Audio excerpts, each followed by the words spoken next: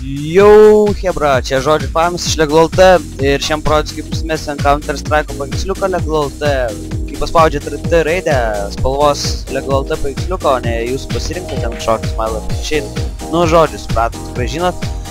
Ir dabar ką man reikia padaryti? Užeinam į LegalLT, prisijungiam, aš kaip matot, kaip prisijungęs, spaudžiam siuntiniai, atsisiųst tiksliau. Tada Counter Strike'ą.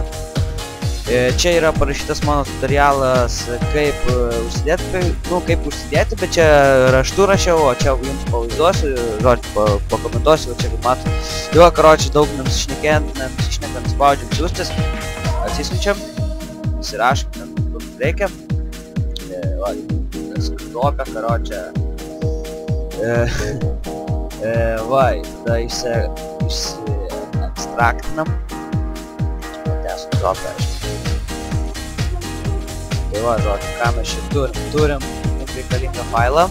Tai čia mūsų tas paveiksliukas, čia šiaip paskaityti galite, aš čia parašiau, žodžiu, tutorialas.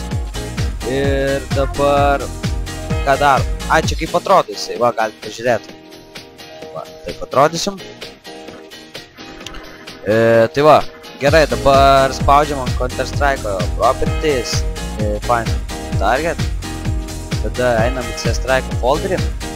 Pasidarom geriau detailus, arba list, geriau list.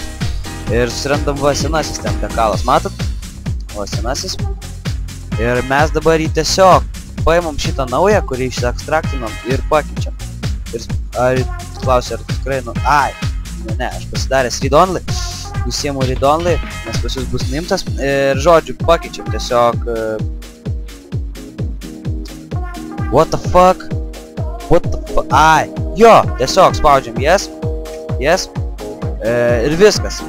Tik primenu, jog tai darykite išjungę CS-ą, kad nebūtų CS-o pačioje įjungta.